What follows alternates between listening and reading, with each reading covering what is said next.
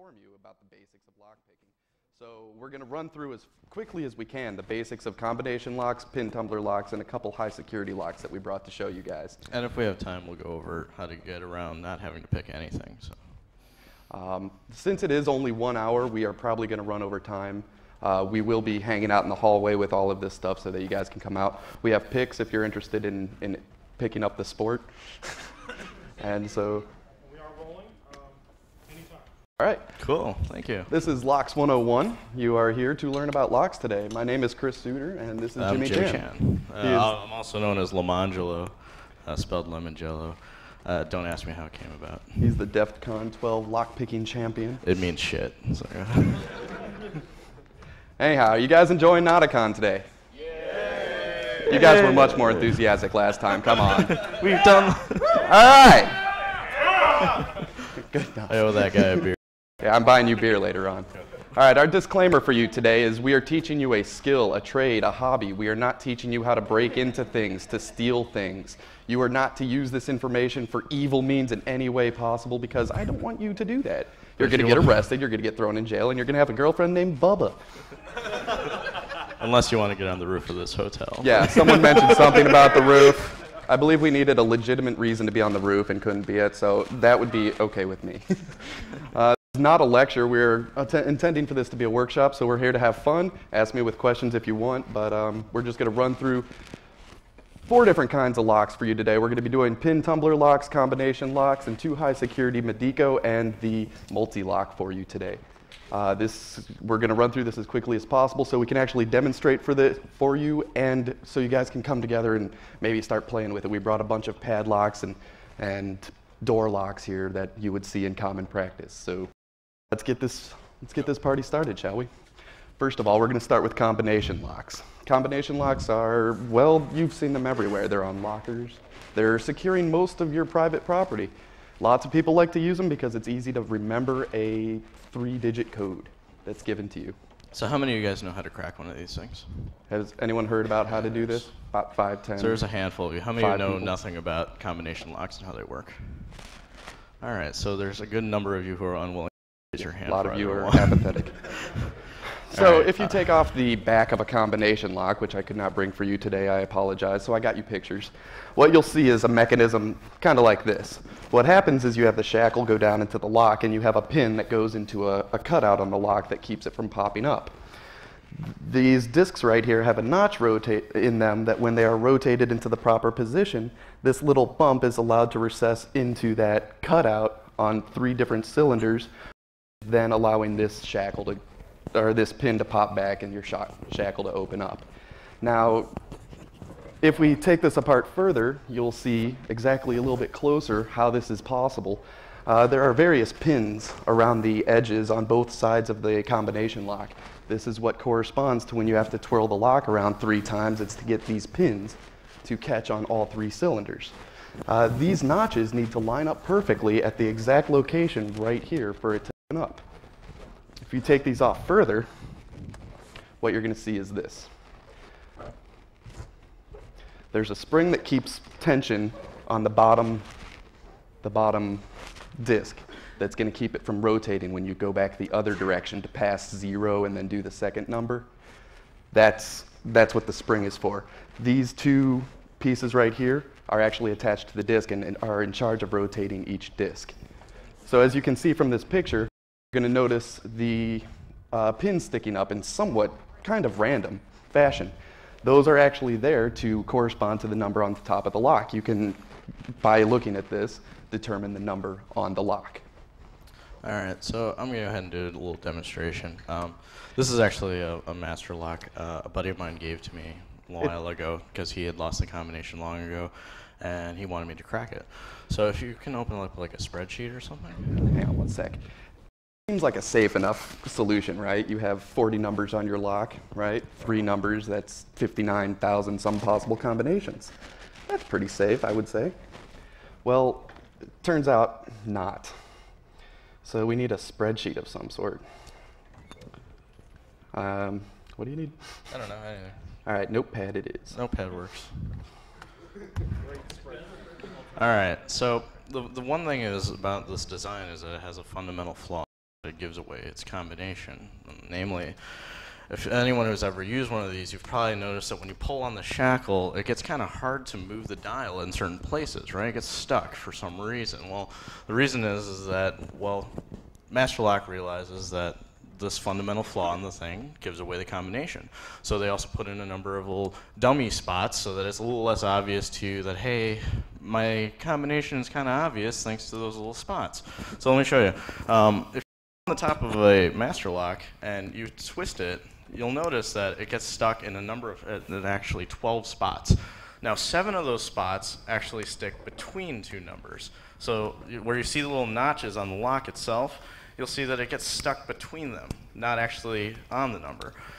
However, 5 of those spots, it gets stuck on the number itself. It gets between, here in this case, 4.5 and 5.5. So you go through the lock and you find 5 that stick on the number. And you'll notice something about those 5 numbers. 4 of them all share the same ones digit. For instance, on this lock, 5, 15, 25, and 35 all stick on number. However, 32 all does the same thing. However, it doesn't share the same ones digit. And there we have the last digit in the combination. So we know that the last digit is 32. And what is this useful for us? Well, we've just reduced the key space incredibly. Why? Because the way the mechanism works is, as it turns out, the first number in the combination has the same mod 4 as the last number in the combination. Do you guys know, is everyone familiar with what the mod operator is? Okay, good. So we know that the first number has the same mod 4. So 32 mod 4 is 0, right? All right, so it evenly divides by 4. There you go. So go ahead and write out what our numbers are for the first number in the combination. We have 0, we have 4, we have 8, and you just keep adding 4 to it until we've reached the maximum number of, well, 39. So 12, keep going, 16. I won't bore you with it, ... right? The second number in the combination has the same mod 4 plus or minus 2. For instance, in this case, because our mod was 0, we add 2 to it, so we know that the second number in the combination is mod 2, or equal to 2, right? So that lowers our key space even further. So we have 32 mod 4 equal, or no, x mod 4. I got a monkey typing on this. All right, so we reduce the key space basically down to a few numbers: 2, 6, 10. Keep adding 4. There you go, 14, ... right? Well, what you do is you just keep trying these combinations. There's a total of 100 combinations. I know that's a lot, but compared to the 59,000 some possible combinations you could be trying out, well, we've reduced it so significantly. You can do this in your spare time, or you can do it when no one's watching. Not that you should, but hey, come on. So coincidentally, when I tried this lock, what do you think the first combination was that I tried? 0, 2, 32. Guess what the combination on this lock is? 0, 2, 32. 0, 2, 32. It's the first one. We were amazed. It's never happened. It's always been the last one for me. Crap. So yeah, that's how your basic combination lock works, and this is why you should probably not fool around with them, just because they're a waste of your time. So we took the key space from 60,000 possible combinations down to under 100 just by playing with it for a few minutes. And that 100 assumes that you have to go through all of them, and usually you'll probably go about half the. You're fine. Don't waste your money on these folks. Seriously. All right. And that's also assuming you don't shim the lock, so I'll get into that later, probably. All right. Anyhow, the next thing we're going to talk about is pin tumbler locks for you. These are the most common locks you're going to see anywhere. These are the simple key locks. You put a key in them, they open. That's all you know. That's all you care about. Originally patented by the Yale Corporation. All right, so this is looking straight on at the keyhole of the lock. This is what you'll see. And this part right here is kind of covered from you. You'll see the keyhole where you put in the key right here, but you don't see this up here. What we have is a key pin where the key actually touches the pin, and it's wedged at the bottom so that the ridges of the key will push it up and it'll fall into place. Above it, we have something called the driver pin. What the driver pin is responsible for doing is getting in the way of the tumbler from turning. All right. when you're trying to turn the lock and it won't open, that's because these pins are crossing the shear line right here, and it's not going to go anywhere. We have a spring up at the top that's responsible for pushing that down, so you can't just turn it over and open it up. That'd be a little trivial. So they put in a spring with a reasonable amount of tension on it that works. Anyone who has ever put the wrong key inside of a lock knows one little fundamental flaw, and it's the reason why lockpicking works in the first place, is that when you put the lock, you'll notice that the tumbler actually turns just a little bit. Not enough to open, obviously, but it just turns a little bit. And the fact that it does that is the reason that this whole concept works out. So let's assume that we have this one pin lock, right? If you wanted to open this, how would you manage to turn this portion? Well, you'd have to push this up so that this little line here matches up right there so that the rest of the mechanism can turn with this sucker still stuck inside of it. However, if you pushed it too far up, this thing would get stuck and it would jam the lock. This is the reason why the wrong key for the wrong lock will oftentimes not work, is because the wrong key pushes it up too high or not high enough. So you have to have that perfect balance of getting it to go up. So how does this apply to lockpicking? In your normal lock, you're not going to just have one pin. You could just put a little toothpick, screwdriver, anything in there and just push up on it until it opens. Normal locks have anywhere between 4 and 6, maybe 4 pins in them. 6 pins are reasonably complicated and harder to get into. Depending on who makes them. Yes, but you'll notice that what happens with this binding mechanism is that all you have to do is wait until the pin pops up over the top of the shear line and it clicks over, and then you're done. I mean, it's pretty trivial. It's a matter of rotational physics. Well, then the lock companies decided to come up with a little technique called driver pin, or mushroom pins, spool pins, and serrated driver pins. The idea is that if you're not entirely accurate about pushing the entire pin up, these pins get caught a lot easier than a cylindrical pin. So you have this variety, you have the spool pin variety, you have the serrated variety, serrated probably being the hardest one. Mushroom is something used by a company named Medico. I don't know if all of them use it, but we'll show that to you later. But this is actually one way that you can get stopped and locked, especially with a harder lock. This is why you also want to buy a good lock, is because cheaper companies won't use little bits of technology like this. They'll go ahead and put whatever the hell they can inside the lock, and you, the consumer, go and see, hey, look, there's a $10 lock versus the $40 lock. I'm going to buy the $10 lock because who knows about lock picking other than anyone who's sitting in this room now. So go ahead and go forward on this sucker. All right. Never mind, I got it. Okay. In my hand, I hold a nice master lock in this hand, and over in this hand, an Ace hardware lock. Which one of you, by a show of hands, thinks that the armored lock in this hand is much more secure than this one? Not a trick question. Just be honest. Come on, it's armored. Right. Who takes the master lock? About 10 people. All right. 10 people take the master lock. And who the takes cheap little Ace hardware lock right here?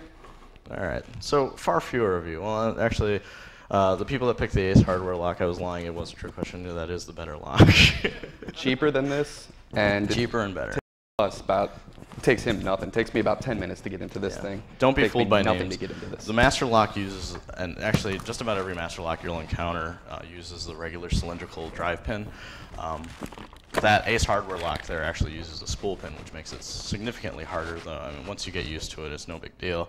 But for the average person learning lock picking, you don't want to start learning on something like that, because you'll just start getting confused about why things aren't working right. So, you don't have a key lock. Now what? Fortunately, God came up with these ideas. Your lock. These are lock picks. They have 2 components to them, and one is called the tension wrench, because we rely on the process of binding that we explained earlier in order to pick up the driver pin, have it bind up against the shear line until we get all 4, 6, 5 pins picked properly. The cylinder can rotate. They come in different thicknesses, different shapes, different sizes. There's some that'll just have a weight on them so that you don't have to do anything. There's some that are spring-loaded. There's all sorts of different kinds of tension wrenches that will allow you to put different tensions on your cylinder. But to be absolutely honest, the only ones that you'll ever really use are that one, the finger, and the half diamond. But to be honest, I've started to shy away from it in favor of this. Some people like the snake rake. I don't know. It's kind of amateurish. It's kind of, I don't know. Some people get really good with it. Pick what works for you, really. The first technique you're going to learn as a beginner locksmith is to rake the pins. Normally, I started out on doing that with a standard half diamond pick. It mimics a key. It feels very good. You can feel the pins going up and over the little bump on the tip of the pick. And what it does is just like a key. Some people prefer the snake pick, which is kind of like a squiggly little snake at the end of a pick, and the technique is that it's just a little bump that goes back and forth over the pins until it bumps all the driver pins into the proper position. Essentially, it's a more random technique. You're kind of just shotgunning towards the inside of the lock and just hoping that things fall into place with that. It's a very sloppy technique. It works well for beginners. It works on master locks. That's about it. But considering the kind of locks most people buy in your business. What you want to strive for is to get a good feel for each pin in the cylinder. You'll use a finger pick for each one of those. The finger pick is basically just a hook on the end of a pick. You can get a shallow one. I have a very deep one that will push pins way up into the cylinder if I have to, but this is the best pick to use. Much harder to use because you have to figure out what's going on in the lock. You're not with this one, you have to feel where the pins are, but this is what you should be using at all times. It'll open the lock because you know what you're doing, not because you got lucky. That's right. All right, so let's play with this. All right. So we have many different brands of locks down here. We have what we like to affectionately call the ball of crap. The Ace Hardware one is on there just as proof of concept that not all locks are made equal. I think I'll go ahead and opening these. So anyhow, we have this challenge for you tonight. I have some prizes upstairs that I'll be bringing down. If you guys can open this ball of locks in under 5 minutes, you get a prize. All of them. It's not hard. Let's time this guy. All right, and keep in mind if I take a while, guess who's been drinking?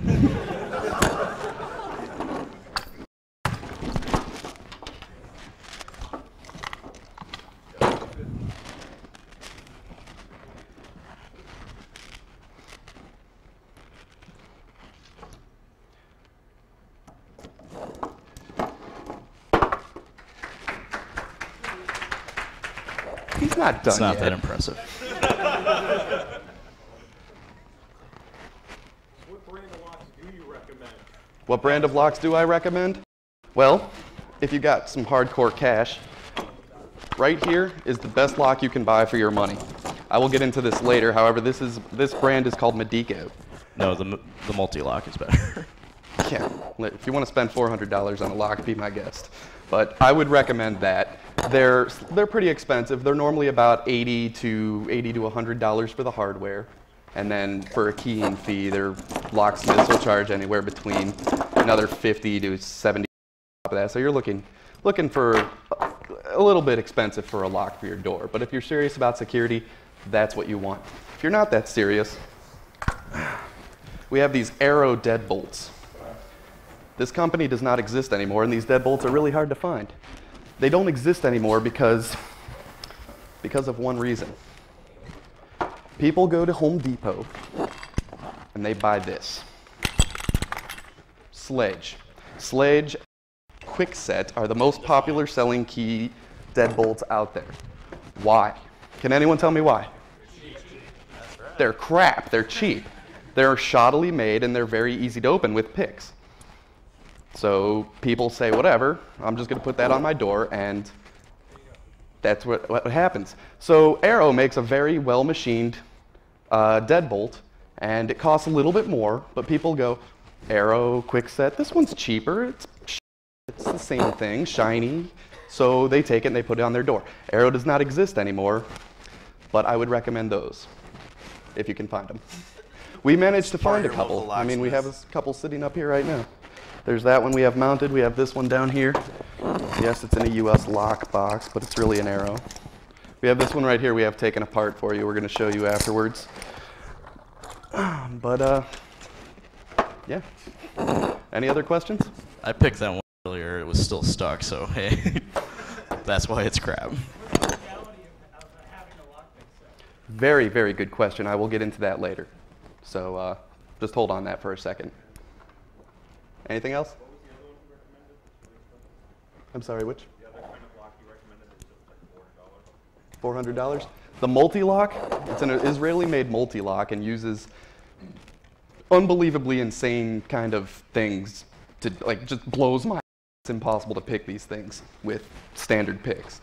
So I'll explain those later in my talk, but it's called multi-M, like 2.5 minutes, I don't know. Fantastic. All right, so anyone briefs that, really not that impressive, trust me.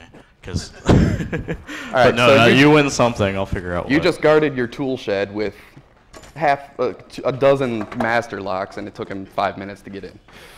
Good job. Money well spent.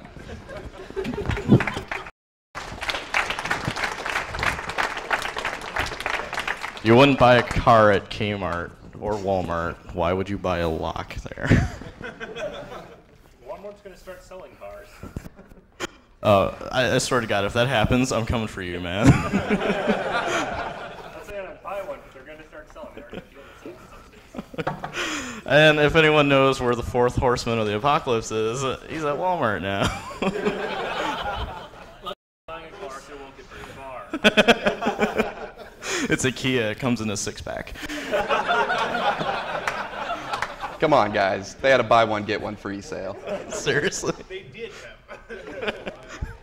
They're not fooling anyone. Go ahead. All right. Well, standard pins, you know, you can only go so far with those. You have the machining process that can get the pins well aligned, and basically the sloppier the lock, the crappier. Well, what about better locks? That's where we have Medicos. Ooh. I was explaining this a little bit earlier. What Medico does is it said picking the pins up and down, that's just fine, but we're going to rotate them as well. So you guys can come up here and check this out later, but this is the key to a Medico lock. And if you look at it and compare it to any other key that you see up here, you'll notice that they're not horizontal cuts into the key. You'll see 30 degrees left and 30 degrees right. And what this does is when the pin falls back down onto the key, it rotates it left or right or center. Now what that's doing is it's taking the pin, and there's slices along the side of the cylinder of the pin. So if it's 30 degrees this way, that slice is going to be right down here or in the back. And what that does is it lines up for these metal tabs to insert into those pins. This is called a sidebar technique. What it does is the sidebar sticks out into the housing of the lock, and when you try to turn the cylinder, this is pushed in. If this cannot be pushed in, the pins are not aligned in the proper position, the tumbler will not turn, even though the pins are at the shear line and are ready to turn. This is an older design. The patent for this expired in, I believe, 1995. So what Medico did to this patent is they made it hotter. They made it even hotter. So we have 2 dimensions of picking here. You have to put in a pick. I will actually show you afterwards how to make a pick to rotate the pins around. But what they did to renew the patent, they said, well, we have up and down and we have rotational involved. Well, let's put in fore and aft into the position. So the key now has a cutout that tilts the pin backward or forward to get the top of the pin, the key pin to align with the shear line. If it's facing too far forward, it's sticking above the shear line and it's going to bind. So they said, well, that's not good enough. In my head, the Medico engineers look like the Bug and Family Guy that just goes, good. They added a 4th dimension to picking locks. What happens is the key, the ward of this key down here enters into this groove, this tiny little groove that goes way back into the back of the lock and enters into a pin that cannot really be reached from inside the cylinder itself. You're going to be hard pressed to get back there. And what it does is it pushes up pins in the back in this tiny little secret chamber that then allows the tumbler to turn yet again. I think this is just, hey, look at us, we can put more things in a lock. But no, it didn't stop there. Some Israeli company That's called right. Multilock comes along. Those fuckers are crazy. These are the scariest damn things I've ever seen in my life.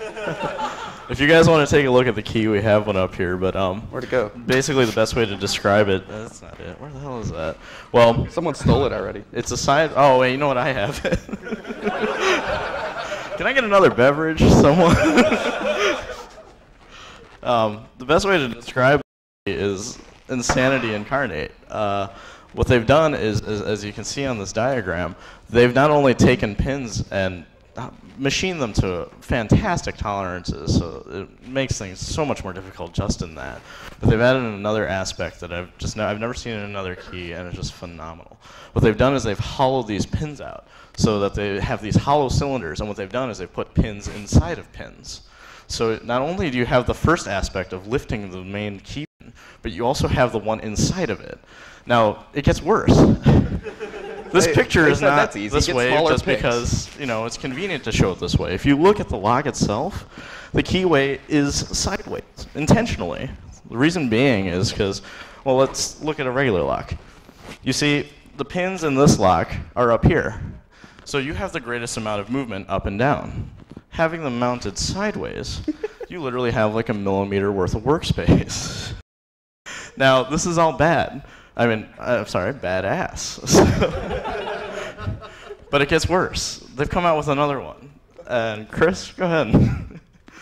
All right, so the solution to this clearly is, well, you get craters and you get small little tiny picks that can do the inside of the crater. And it is not unpickable. You can pick these. It's going to take you the rest of your natural life, but anytime there's a legitimate way of opening something, there's always an illegitimate way of doing it too. So they went a couple steps further, and they put in this thing called an interactive pin. And I told you about the Medico that puts through the warded side of the key, they put in that little tiny pin that you can't really get to easily. Well, they said that's not good enough. You can get to it. If the key can get to it, you can get to it. They put in magnets in this key. They put in magnets in this key that push and pull the pins outside of the lock in different directions and then allow the tumbler to turn again. You physically cannot get to those. You're going to have to hack them magnetically. Now, this magnet thing is not a new feature, but the fact that it's been integrated all into one key, oh, God. Calm down. Calm down. Go, cold shower. Cold you shower. Folks got a towel? Yeah, so. All right, go. Is there anything else? That's the multi-lock. These things are insanely expensive. Imagine trying to be a master locksmith trying to key one of these things. The locksmith who lent this lock to us. Don't lose the lock because I don't have another key and there's no way in hell I'm making another one. There's a lot more complexity to it than that up here. I mean, at the shear line, you're going to notice what's called like a wafer that sits there, and if one pin isn't picked properly at that instance in time, all of them are not picked properly. This wafer, if one pin, the inner pin is too high, it's going to keep the driver pin too high. If the outer pin is too high, same problem. So you're not going to be able to tell which pin you have picked properly. So you might be wondering, you know, you wandered in a room that said basic lock picking. Why are we showing you these crazy ass locks? Well, the reason being is because unfortunately the whole industry is suffering a problem, namely Walmart, Home Depot, all these sort of grocery store-esque stores that are selling these really cheap, dirt-ass piece of crap locks, and people don't know the difference. Tell us how you really feel. You're never going to find technology like this inside of a regular lock. And I know I don't work for Medico or Multi-Lock, but God, that'd be awesome. Unfortunately, these locksmiths who actually know how to support a lock like this, who could key something like this, are dying off because people aren't going to them for their locks. You know, they're not getting their locks changed when they should. And of course, this crap is just, you know, is just prevalent everywhere. And as more and more people are able to get the tools like lock picks and such, and believe me, they're really easy to get them. We're selling them.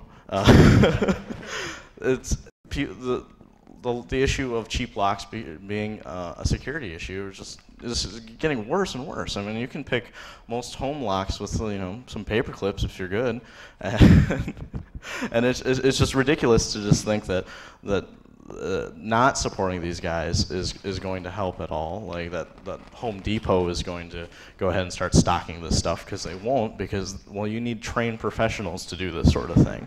I would like to take this second to give a mad shout out to Allen Lock and Key in Coventry. Round of applause, please.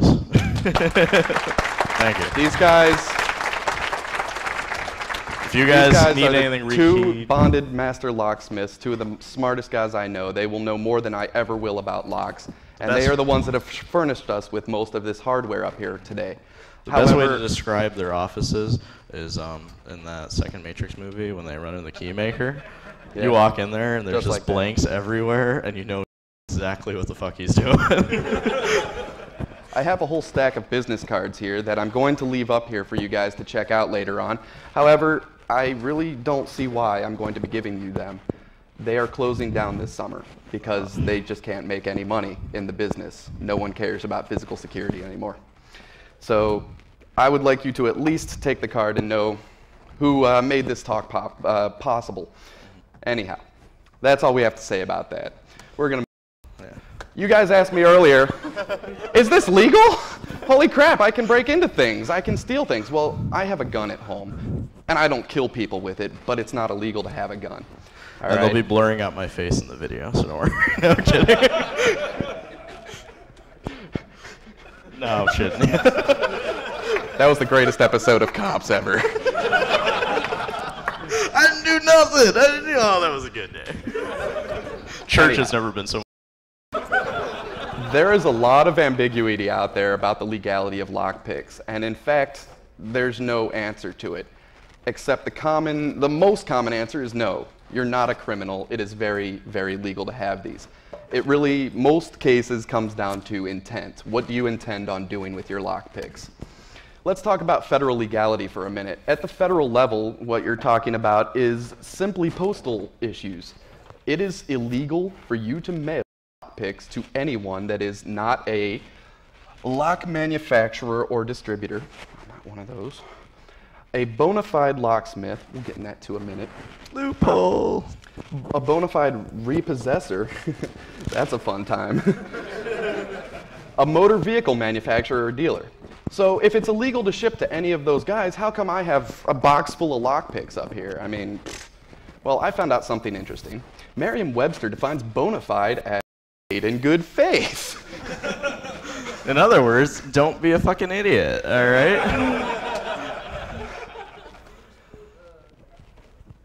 I'm sorry, was that English? I'm sorry, who's speaking? What'd you say? I'm trying to read the Latin number 3. What? There you go. I don't know how applicable that really is. But hey, thank you for your comment. Made with earnest intent. My intent is very earnest. If you're buying lockpicks from a guy named Ice Pick, it's turn around. All right, so at the federal level, you're pretty much covered. You're a bona fide locksmith. You're a locksmith in training. That's exactly what you guys are. That makes you bona fide. Legality in Ohio, which is all I really care about, because that's where I live. Except the thing is, legality in Ohio, what's written in Ohio is applicable to just about all states. Almost all states that I looked at have this same exact clause. A person is guilty of possession of lockpicks, blah, blah, blah, blah, blah. They will be arrested and thrown in jail for the rest of their lives under circumstances evidencing an intent to use them for something bad. If you're caught with lockpick, let's rephrase this. If you're caught doing something bad and you have lockpicks, you're guilty of possession of burglar's tools. Mugging someone with a gun in your pocket. You didn't necessarily pull it out, but you had it. If you go up, shoot someone in the head, you're going to get murder 1, and you're going to get possession of burglar's tools. You didn't steal anything from them, but they're tools because they were involved in a felony. That's the way it is, and that's what makes it legal in just about all states. Uh-oh, Virginia. Uh-oh. Virginia and various other states decided to add this clause. The possession of such burglarious tools, implements, or outfits by any person other than a licensed dealer shall be I can't even say this. Prima facie? Is that facie? Facie. Anyone pre-law? Okay, that guy. The Latin talk is after this. All right. It's evidence of your intent to commit burglary, robbery, or larceny. So just having these on you, they think you're intending to do this. Now it is your responsibility to prove otherwise. Do you guys know how to do that? Yeah, lawyer. Pull out your checkbook there, buddy. Who's Scout's honor? No, that's not going to cut it. Well, I believe in Virginia, don't they have a board certification you have to pass? Yes. You have to become a master locksmith. There's no other way around it. And it's not easy to prove that you're not intending to do something. So if you're from Virginia, I don't know how willing we are to sell you lockpicks. I mean, we're not going to ask for your ID, but... You just claim that you use lockpicks to get to your house every morning? I've thrown out most of the keys I have. I'm just saying, that's the clause. And actually, that's the clause that most states that are kind of very borderline with this, they put in there. States like New York and Washington, D.C., they burglar's tools, period. They're completely illegal. Don't even try to carry them in there. If you get caught with them, no matter what, it's a misdemeanor. It's not a felony unless you use them to commit a felony. But Pennsylvania and a couple other states use a clause such as this one to indicate. Okay, we have some questions. Let's take care of those real quick. You have picks, and you're training to be a master locksmith in Virginia. Well, the way breaking the law and not here to do Fritz. the way it works is that you basically find someone who's already an established locksmith, and then you get registered as a locksmith's apprentice, at which point it's legal for you to carry the picks and train with them. Stephanie, could you give Omal a ticket, please, for answering that properly before we could? I like that. Go ahead. Give it to Brian. He's sitting next to him.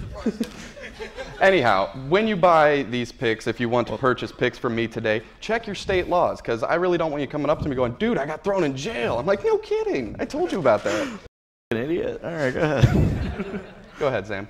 Another thing to keep in mind with becoming a certified locksmith is if you go to foleyvalsaw.com, their correspondence course, which teaches locksmithing.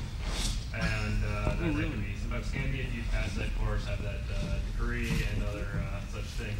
That's fun. So it's a bit like becoming an internet priest. You can marry someone even though, God, That's you know you're not certified to do it. I was thinking the same thing. The course also includes they send you tools, and you actually get a cheap-ass key cutting machine, which is handy. All right, Nick Farr, who has a posse. Nick Farr. Okay, so under the Constitution, full faith and credit clause, does the state of Virginia recognize other states' equivalent licenses to hold them? No. Why no, not? they do not. If you're a licensed locksmith from a state that does, if you're a locksmith in Ohio and you go to Virginia, that is recognized. However, it's legal to carry lockpicks in Ohio, but not in Virginia. That's a different issue. Licenses, things like that, those full faith and credit will cover those. However, I cannot carry a concealed weapon in Virginia, but I can here. They're not going to reciprocate that. Some states do. Michigan concealed carry weapons can reciprocate with Ohio and various other states. There are some legality issues with that, but you cannot carry picks. I mean, radar detectors, same thing. Well, no, but is there an overriding federal statute which says, I mean, the reason concealed weapons laws can vary state to state to state, and states have to work out reciprocity, is because there's an overarching federal jurisdiction over firearms specifically. Mm-hmm. Is there a similar federal jurisdiction over lockpicking tools that you know of? This is the only federal anything I was able to find about lockpicking, locksmithing tools, burglars tools, anything along that line. It's the states. So it's kind of ambiguous. If the cops want to know you, they will. Honestly, if you're trying to do something stupid, you're going to get busted. And you deserve to get busted because you're an idiot, like I said. All right, so another disclaimer. I'm not a lawyer. I don't intend to be one. I just happen to go through all the codes and titles and read all the things, and I was like, well, that says I can, that says I can't. I'm not going to sit here and say I have a law degree and that is exactly what's going to happen, because if you go out and get arrested in Ohio, I don't want you going, hey, Chris said I could do this, and he's a computer engineer. Some guy in a yellow shirt on stage. That's right. Some guy had a yellow shirt at a hacker conference. Check your state laws, folks. Please, please. Don't get in trouble over little tiny pieces of metal. It's really not worth what I think the maximum time. And holy crap, we got more questions. Go ahead. Well, I got a question. You say you've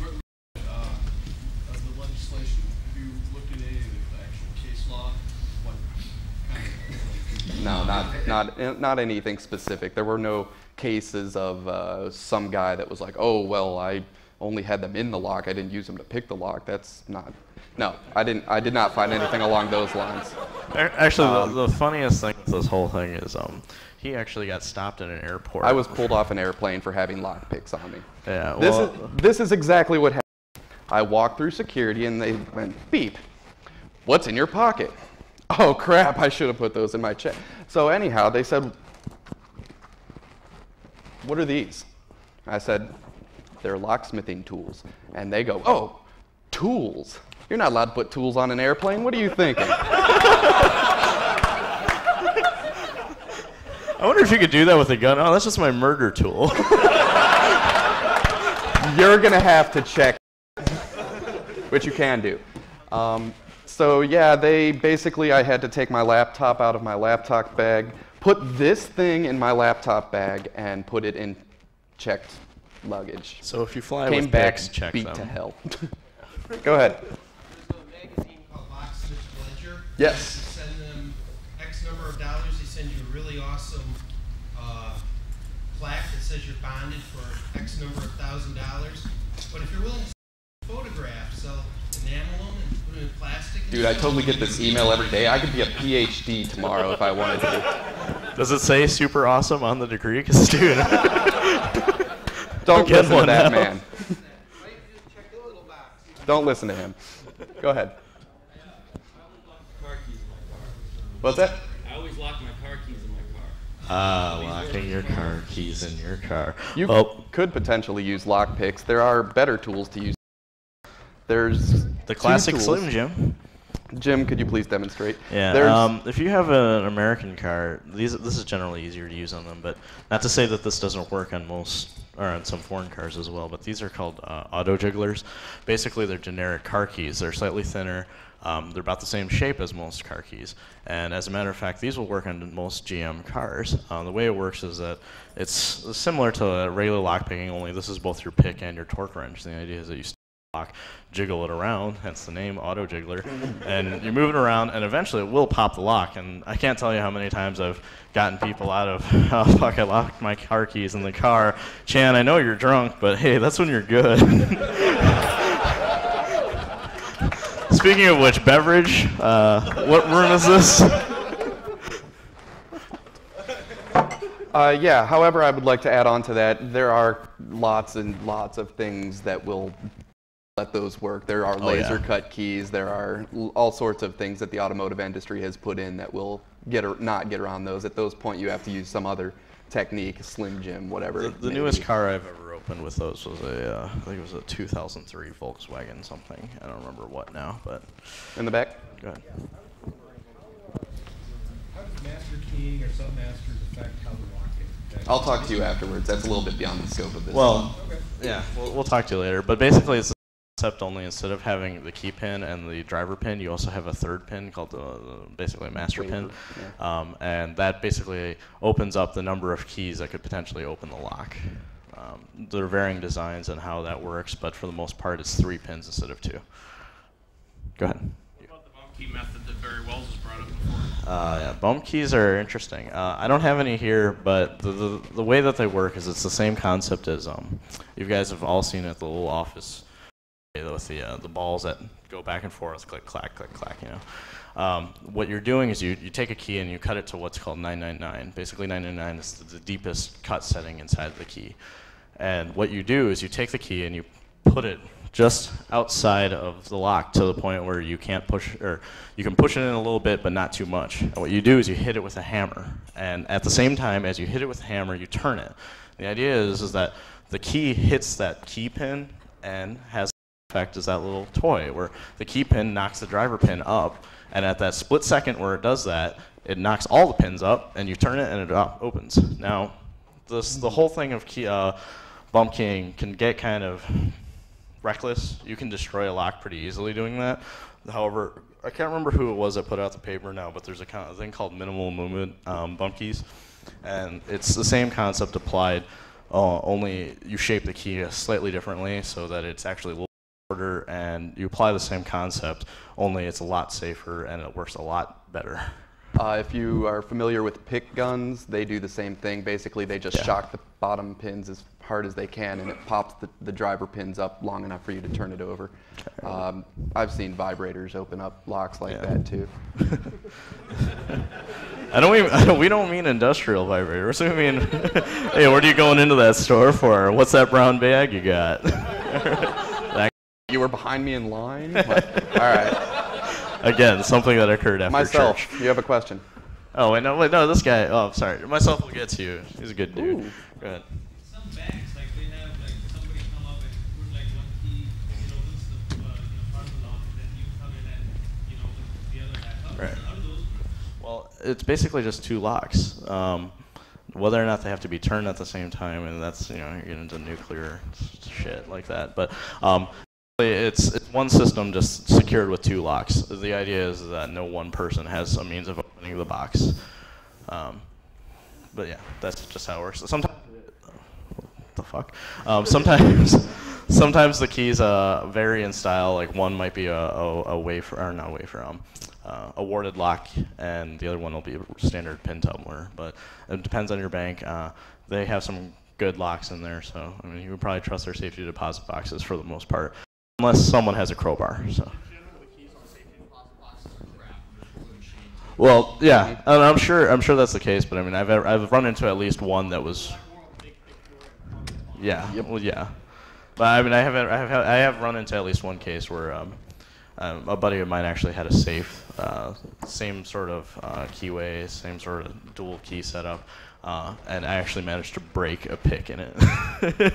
Well, primarily because it was so rusted. Apparently, it had been inside the back of some business for so long, and I was like, hey, I wonder what the hell they dropped in this thing. So, whatever. Are you aware of anyone using variable stiffness springs? Say not the same spring on every pin to distribute I'm not aware of anyone doing it, but out of curiosity, I did it to myself. If you look, and I don't mean you myself, I mean myself. We can't even get through a talk without that joke. Christ. Yeah, seriously. Change your name. I'm kidding. God bless it. This Ace hardware lock was something I did that to. I took out all the pins, I took out all the springs, and I actually cut the springs to varying lengths so that they offered varying resistance. And let me tell you, this sucker can be a bitch to open. The regular key won't actually open this. You have unless the pins are being pulled down by gravity. Otherwise, if you try to put it in there upside down, the thing just won't budge. So yeah, I could see that. But the reason that a lot of companies don't do stuff like that is I remember that.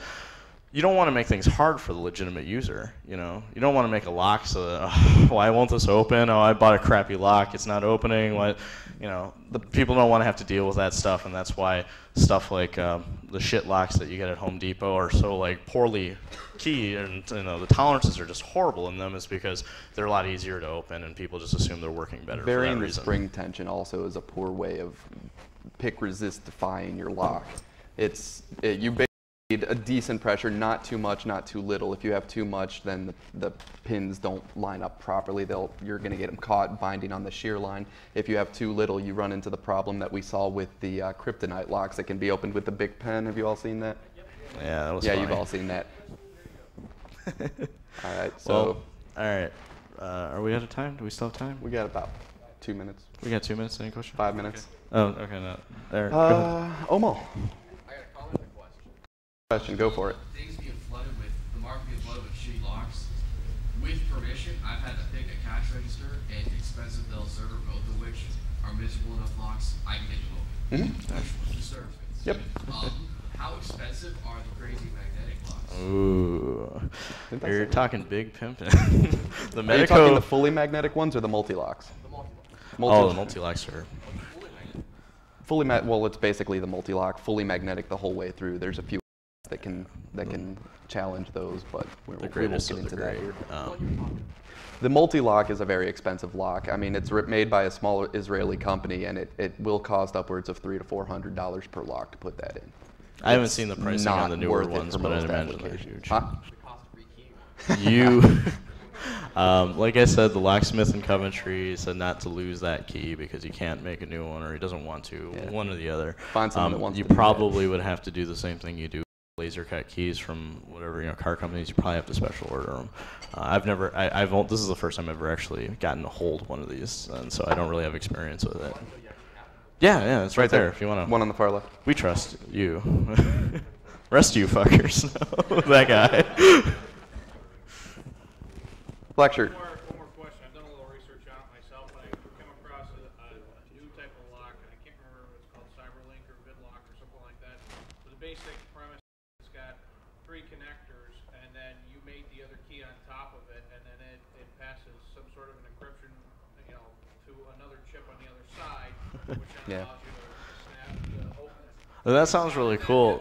No, I've actually never heard of that, but as cool as that is, you got to remember that with any sort of key system, it's just a layer in a series of security systems. You don't want to invest in a $500 lock and then put in some single pane crap glass in your window, because as I always tell people, it's a million times easier to throw a brick than pick a lock.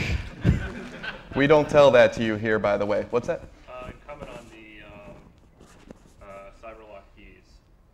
The one thing, most physical security companies don't know anything about logical security. So their idea of encryption is at best probably ROT 13. Yeah.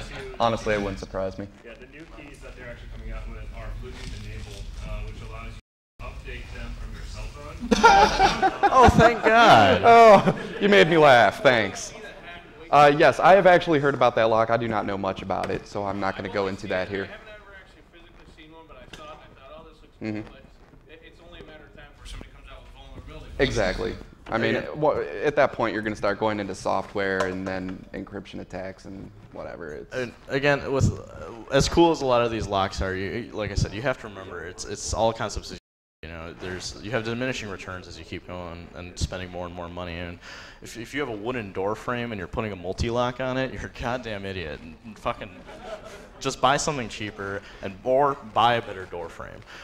You have to remember that there's always a ways around things, and in fact, lock picking is probably the least convenient of all of them. And 99.5% of all burglars, and I'm not kind of making that up off the top of my head, but it's pretty much the truth that burglars don't like to lockpick because it's time consuming and you're vulnerable, and they'd rather just open a window and crawl through it.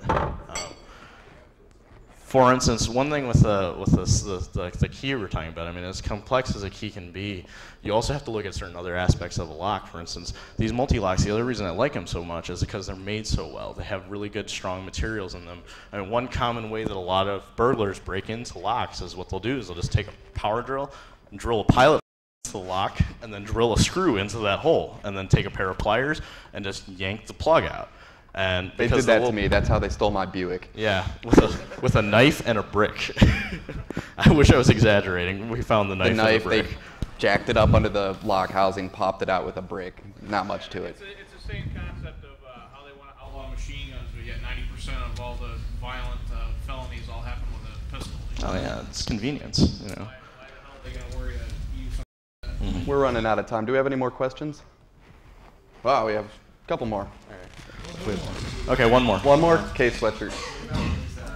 Cylindrical locks, they sometimes see on vending machines. Tubular locks? Well, they come in 2 different varieties, 7 and 8 pin. You can buy picks from them. They follow the same concept as these. You pick them pretty much the same way. The only downside of them as locks, if you're trying to secure something with them, is if someone has picked a cylindrical lock, they've pretty much picked it forever, because the way that, and unfortunately I don't have a cylindrical pick here, but the way they work is you basically have little pieces of metal that you slide back and forth, and you pick each pin like you would a regular lock, and once you've done it, you lock them into place, you kind of tighten them onto the pick, and then suddenly you basically have a key to that lock forever. Yeah. I mean, unless instead of having the pins all in a row, they're in a circle, and people thought, ooh, it's the security through obscurity kind of technique. There's nothing special about tubular locks.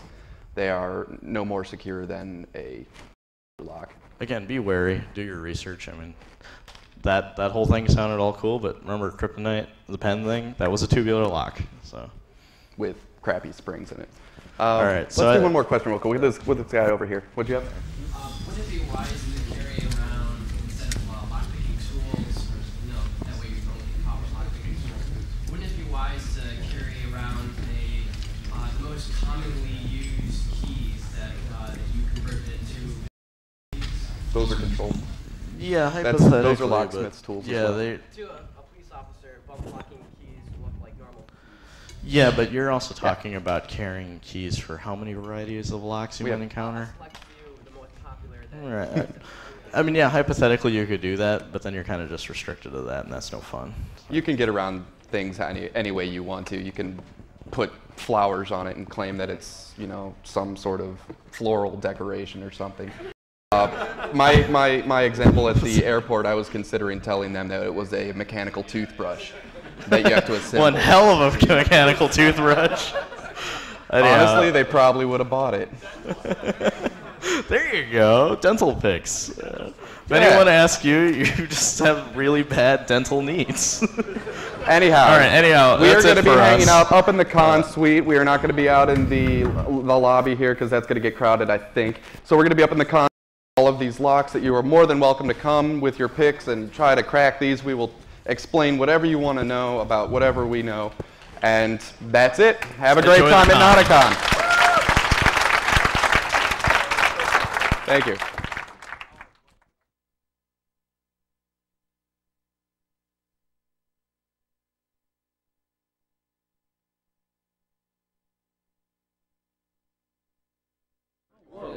How much? Not the magnet, but like I have four pick sets here. It has one wrench and 4 picks in it with a book. I'm selling those for like $20. These right here is 14, I think, a pick set. Comes with pick grips, and it's do you know where it would go? You know, nothing fantastic. They're starter sets, you know. So that one's $40. The only picks you're ever really going to need for most applications is this right here. But if you're